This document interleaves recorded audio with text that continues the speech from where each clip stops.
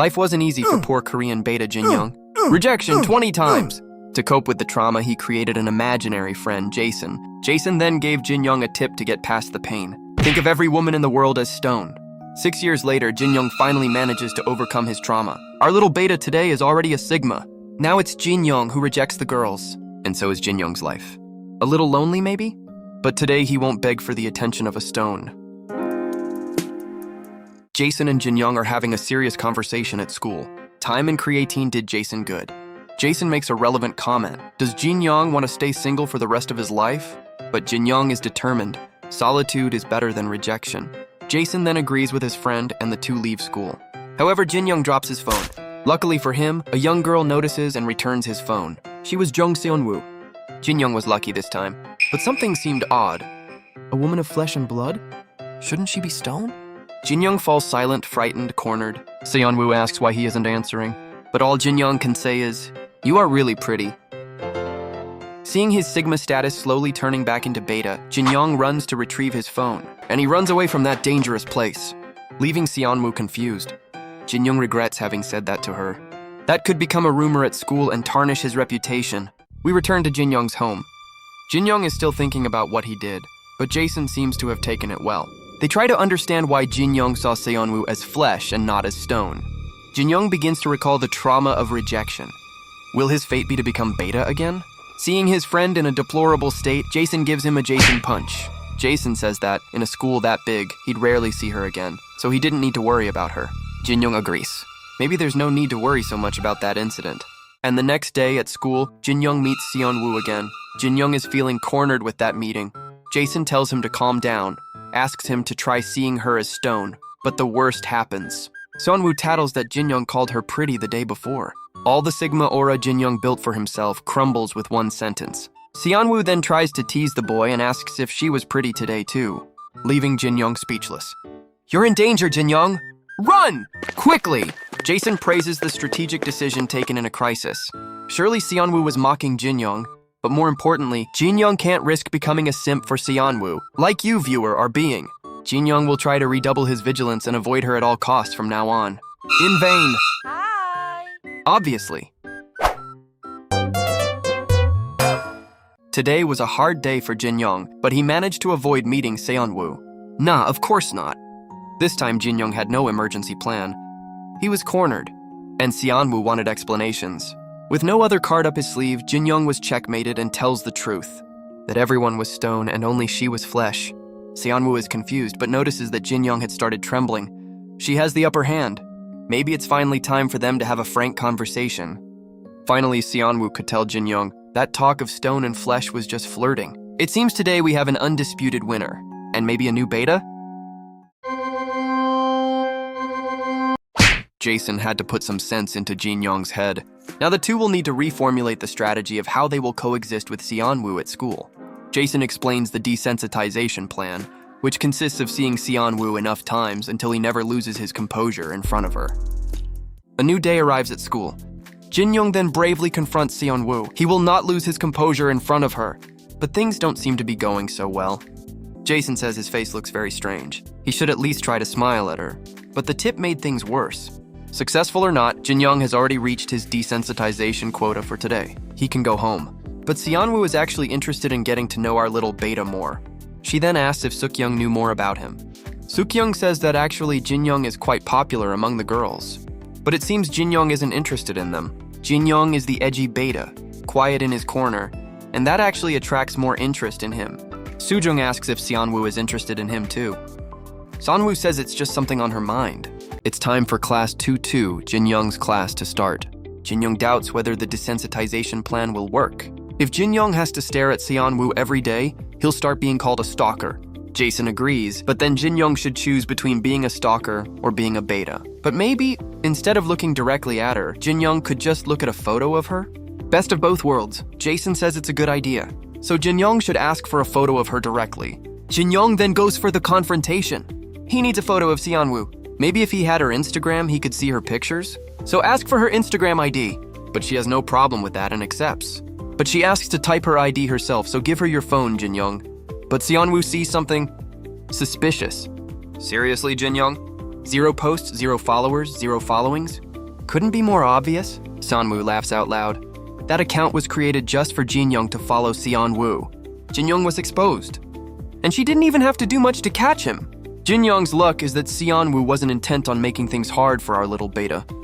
In fact, she asks if he also wants her phone number, with that smile that destroys simps like you. That comment knocks Jinyong down, but again, Seonwoo isn't there to make things difficult for him. She asks that at least he give many likes to her. I'd give them all and then some. Night falls and we're at Seonwoo's apartment. Our beautiful girl is looking at her phone. And where are you looking, you pervert? And she finds something interesting on Instagram. Jinyong's first selfie. It seems Jinyong just got his first, notification in life. At school the next day, Sukyoung and Seonwoo are talking. The topic? Obviously, Jinyong. Seonwoo asks if it's true he isn't interested in girls. After all, he seemed very interested in her. Sukyoung confirms. He wasn't interested in any other girl but Seonwoo. Sukyoung will even prove it lived to her. Jinyong then hears a cry for help. Poor Sukyoung. She fell to the floor. What bad luck. She makes that face that almost makes me stop the video to go help her. But what she wants is Jinyong's help. Sirloin always falls on the vegan's plate. Will Jinyong help that pile of stones to get up? Of course he will. You're welcome. Seonwoo then believes Sukyoung. It seems he indeed doesn't care about other girls. But our dear Sukyoung's feelings were hurt. Jinyong will regret this. Meanwhile, Jinyong continues with his desensitization plan, but now looking at Seonwoo's photo. But it seems he's becoming more sensitized with each photo viewed. Maybe there's a bigger problem there. Jason says they should think about that problem first. When Jason was about to talk about his theories on why only Seonwoo didn't seem like stone to them, Jinyong interrupts. Because Seonwoo was right there. And she noticed the boy approaching. Jinyong approaches Seonwoo asking if something is wrong. Seonwoo says she has no money to get home. Actually, she didn't live far and could walk. But the girl had chronic anemia and couldn't be walking in the street. Our gentleman then offers to lend her bus fare, good move. But Seonwoo says if he walked her home, that would be enough. And the two walk together to her house, talking about things. Actually, they are not talking. She's the only one speaking. Jinyong can't pay attention to a single word. He then starts remembering his past. He knew a girl who walked home with him after school. And because of that closeness, he ended up falling in love with her. But children are cruel beings, and they began to tease them. The cruel girl destroyed all the young beta's hopes for romance, destroyed them completely, cruelly. Nothing was left for the beta. Jinyong is very afraid of feeling the same trauma again today. However, while he was lost in thought, Seonwoo had lagged behind. It seems she was feeling dizzy because of the anemia. Jinyong runs to help her. Climbing that hill cost her a lot, and now she needs help getting up. It seems today our friend will not wash his hands. Seonwoo found that interesting. After all, for someone who had yanked Sukyoung like a radish, he'd been very kind to her. Anyway, mission accomplished, and Seonwoo is delivered home. Jinyong is relieved the trip is over, and hopes Seonwoo will never again forget her bus fare. If they don't walk together again, then he won't risk being hurt by another rejection. But there was only one problem. Seonwoo's allowance will take a while to arrive, so they'll have to return together tomorrow as well. Jason says that's bad news, and that Jinyong will be in trouble. But he asks, why did Jinyong seem so happy about that? But not everyone was as happy as him. In fact, Sukyoung was not happy with him at all. A new day begins, and Jason and Jinyong are having a frank conversation. Jason asks Jinyong to reflect on the reason only Seonwoo doesn't seem like stone to him. Jinyong in turn asks why Jason is shirtless. Jason explains his theory why Jinyong sees Seonwoo differently from the others. Jinyong reflects on Jason's theory, but as it was time to go to school, that topic would have to wait. Before leaving, he's approached by his father. His father is worried about his son's eating and asks him to eat before leaving. We return to the school of our characters. Jason and Jinyong are still thinking about Jason's theory when a threatening foot appears. Sukyoung approaches the boy, and she doesn't seem like she wants to start a friendly chat. In fact, she casually says she will beat him up. She had practiced to hurt the boy, but he didn't even know who she was. She was still feeling humiliated for being treated like stone the previous day, but she was merciful today. Just 3 low kicks and she'd forgive Jinyong. Jinyong tries to talk, but the first kick has already been delivered. The way out is to run from that crazy girl. But she was also very fast and accepted the challenge. A stone at that speed would surely hurt a lot. It seems Sukyoung was faster than the other. But fate again places Seonwoo in Jinyong's path. To her misfortune, the damage was critical. But where are you looking, you pervert? Our boy then returns to help the beautiful girl. I always wondered if Koreans go to school in flip-flops. Maybe Jinyong isn't used to them. He trips alone and falls, breaking his nose. The damage caused by Seokyoung was tremendous. But since she apologized, it's all right. Our characters are then sent to the infirmary. Our beta begins to feel uncomfortable for, once again, being alone with Seonwoo. She then tries to break the ice and start small talk. She speaks and speaks, but in the end, Jinyong can only admire her beauty. But it's obvious she notices he's simping her a bit too much. And there's no point trying to pretend otherwise. Girls can sense when they are admired. Seonwoo says she enjoys teasing him.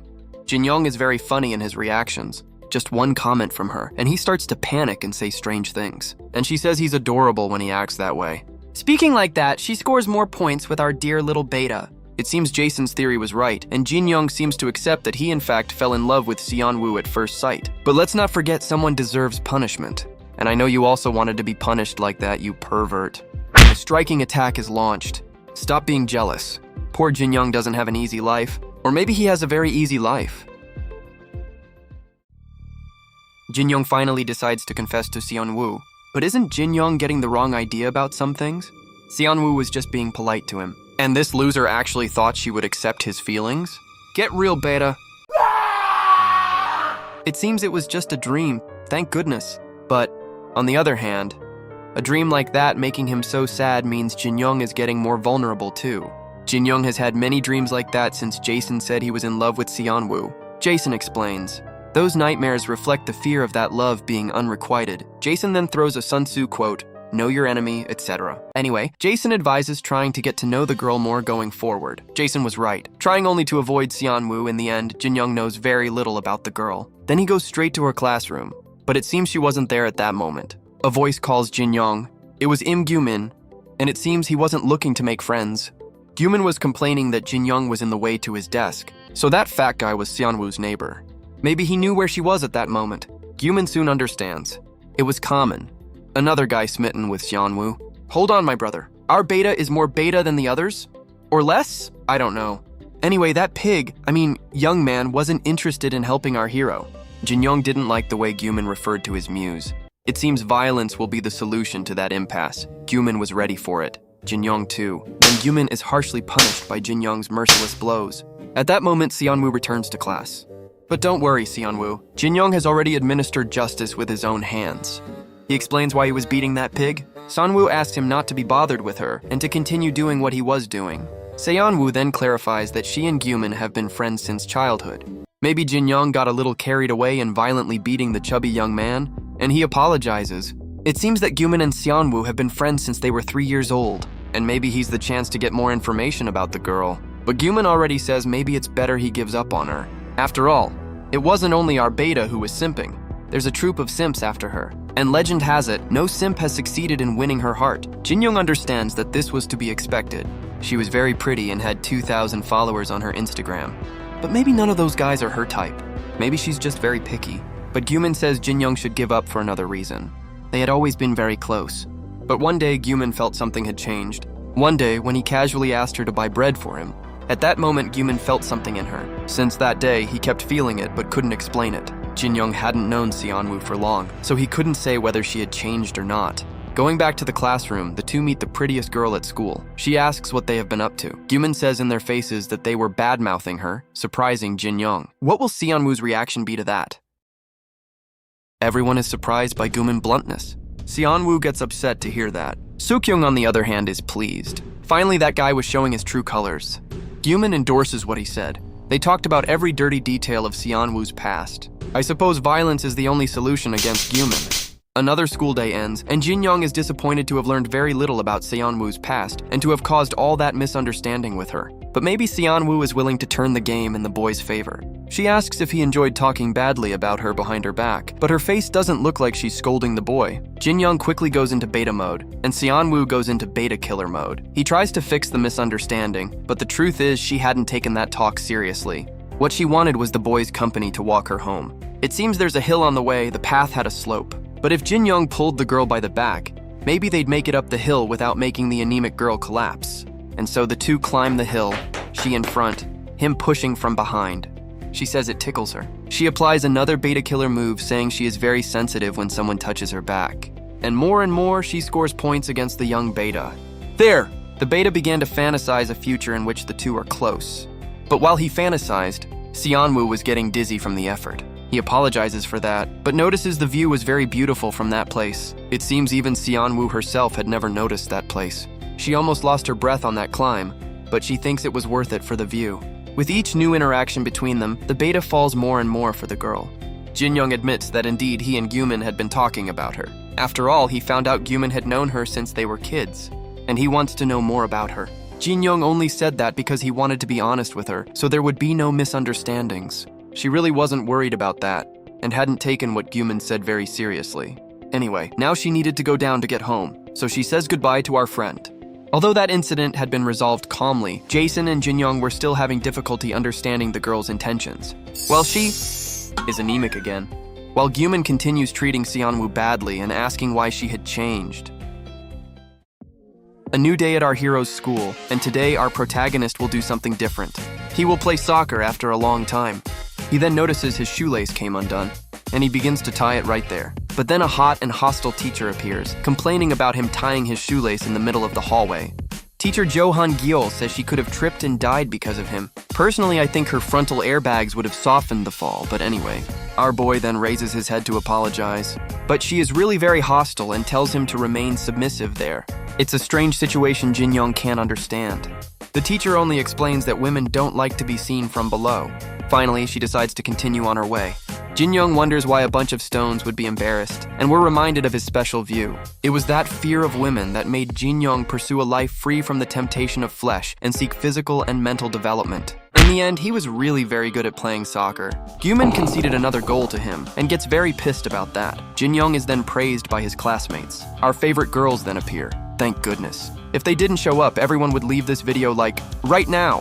Sukyoung is worried those sweaty boys will stink up the class, but the other girls are more interested in admiring the more handsome players, especially Jinyong, who stands out from the others. Sukyoung really hates Jinyong. She wonders what those girls see in such an edgy boy like him. I think Seonwoo knows the answer, but she decides just to agree with her friend. The game ends today, and our hero is cheered by his teammates. Before returning to class, Jinyong stops to wash at the sink. Gyumin appears starting a conversation, saying that since Jinyong scored goals against him, that means he's really good. Jinyong then compliments Gyumin's defensive technique, but Gyumin ignores it, because it doesn't matter if you defend all the balls. If just one gets in, then your work is garbage. That's why Gyumin is upset with Jinyong. He conceded goals today. Gyumin was the villain because of Jinyong, so he throws water in his face, because that is what sportsmen do. The two start a water fight as if they were children. Their yelling attracts our heroines, and out of curiosity, they check it out. Gyumin and Jinyong are ready to escalate their fight one level higher, and Gyumin does that in the worst possible way. But Jinyong won't stay behind. And the girls see the worked physique of the young beta, as well as the non-athletic body of the young pig, and I admit I can understand their reaction. Another day at school. Again, the boys go play soccer, but it seems today Gyumin came more prepared than yesterday. To Jinyong's disbelief. "What's wrong?" says Gyumin with his arrogant face. Maybe the boy isn't inspired today, but our protagonist is close to turning a defeat into victory. After all, that smile has the power to turn any game. But instead of being happy, Jinyong seems bothered by something. It seems Jinyong understood why the teacher told him not to look up a woman from below. And you should stop looking too, you pervert. Jinyong tries to brush off Seonwoo by saying women look ugly when seen from below. But he isn't being coherent here, and now he's making no sense. In the end, he's just flirting with Seonwoo, and she doesn't seem bothered by it. Jinyong feels trapped in a trap. He didn't want to flirt, but he was led into it. Seonwoo decides to give the boy another tug. After all, the more they talk, the higher the chance of seeing a funny reaction from him, and she thanks him for the compliments she received. She then comments that Jinyong must get many compliments from other girls at school, but he denies the accusations. Seonwoo says she actually agrees with the many compliments Jinyong receives. He then asks which of the compliments she agrees with, and she says she agrees with all of them. Jinyong flushes at that. Anyone would. But a teammate calls Jinyong for the second half. Before going to play, the girl asks him to score a goal. Jinyong doesn't know why, but he feels much better and he scores a goal against Gyumin. Jason says he actually knows why Jinyong feels so good now. Now he has a cheerleader at his side. But it seems someone saw all that sweetness between them. And now we begin the day at Jinyong's house. The boy is ready to go to school, but he notices his parents talking. It seems the parents had planned to go to a play, but something came up and they can't go. To avoid wasting the tickets, the mother offers them to Jinyong to take a friend and see the show. We can even guess who Jinyong is thinking of taking to the play. Obviously the long-haired guy from class. But he can't go, nor the muscular club member, nor Gyumin. What the f*** are those choices, Jinyong? He has terrible preferences when it comes to company. Jason and Jinyong have to resort to second choices now. Jason finally tells the truth. Jinyong wanted to take Seonwoo to the play. Teacher Han Gil then scolds him for passing by without greeting her, so the two start talking about his situation. The teacher says she knows he wanted to invite Seonwoo to the play, but warns that such an invitation would be almost like a confession of love. Would he be ready to reveal that to her? In truth, Jinyong is still very afraid of being rejected, so the teacher decides to help him. And the teacher calls Seonwoo, who is nearby, and asks her to go talk to Jinyong. Actually, she had already said everything that needed to be said, that he would invite Seonwoo to watch the play, which leaves him embarrassed.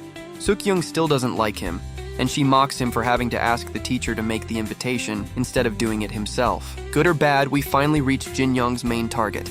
Then Seonwoo asks if he wanted to go with her to see the play, and he finally says yes. And then we jump to the day of their date. Before they start the date, Jason asks Jinyong, after all, what kind of relationship does he want to build with Seonwoo? Jason says it's clear he has romantic feelings for her. And thanks to the invitation, Seonwoo pretty much already knows his feelings. But what will Jinyong do? Will he give himself body and soul to this love? Or will he flee from this love out of fear of rejection? He must decide now. But while Jinyong still decided what he wanted, Seonwoo arrives at the meeting point. Jinyong needs to make his choice quickly. Let's see our favorite couple at that little cafe over there. They still have an hour to wait before the play starts, so they make a pit stop at that cafe. Seonwoo is surprised he's drinking an espresso straight, as if he were an adult. But he only ordered it because it was the cheapest. But coffee isn't what he should be thinking about now. He needs to think about what Jason said the day before. Confess to the girl he likes and risk rejection and pain, or force himself to see Seonwoo as stone, and thus keep living as he has for the last 5 years. But at this moment, more than interest in Seonwoo, Jinyong feels childhood traumas resurfacing. Being rejected by those he loved, being rejected even by his father. Jinyong understands that it is precisely the strong desire to connect with a loved person that amplifies the trauma of rejection. That's why he always felt comfortable seeing everyone as stone, when he no longer felt the desire to connect with others. A life without love, without emotion, but without sorrow. While Jinyong is lost in his thoughts, Seonwoo calls him back to earth. He deflects so as not to reveal his insecurity. The problem was the espresso. It was awful. Seonwoo doesn't really believe that, and begins to get nervous for not getting his attention. 2 hours, she says. For 2 hours, she had been putting on makeup for the date. For 2 hours, she had been choosing clothes for the date. That's how much she had invested just to meet Jinyong. Therefore, she demands that he not think about anything other than her. She has a point, though I think that's a bit possessive. Seonwoo forgives the boy for this mistake. After all, he was the one who made the first move and invited her to the date. The play begins, and it's a Korean Romeo and Juliet. Since Seonwoo is asleep and Jinyong finds it boring, let's skip to the end of the performance. After the theater, the two have many cute moments, like games, karaoke, dinner. And we reach the end of the day, and the two return home together. And finally, the moment of parting. Seonwoo says goodbye to Jinyong, but she notices something. It seemed Jinyong had something to say. Jinyong wanted to say he would like them to go out again another day, but he's beta and lacks the courage, and only says a cordial goodbye. Seonwoo worries that it was something more serious, but it wasn't. And it seems that this time the date is over. Fear of rejection kept Jinyong from taking the next step in their relationship. He tries to console himself, saying he was very afraid of being rejected by Seonwoo. Maybe the best choice for him would be for Seonwoo to become stone like the others? Was that his choice? But a voice calls him. That voice says that next time Jinyong shouldn't order espresso. Seonwoo also didn't want their date to end with only that day. She suggests that next time he should order a chocolate latte. Jason then calls Jinyong and asks one last time, does he really want to see Seonwoo as stone? Jinyong isn't sure. He asks Jason what he thinks. Jason says that throughout the date, he was scared and was one step away from giving up on Seonwoo. Jason didn't say it in words, but Jinyong understood that he was being a little beta. Finally, Jinyong makes his choice, and he promises that next time they'll see a better show. Seonwoo is happy to hear that. She was wondering whether Jinyong would ask for another date in the future. They even held hands for a while. He apologizes. Maybe he got a little carried away. This time, the couple parts. There is no doubt that the outcome was wonderful for our protagonist. But what about our other protagonist? We will find out that in the future.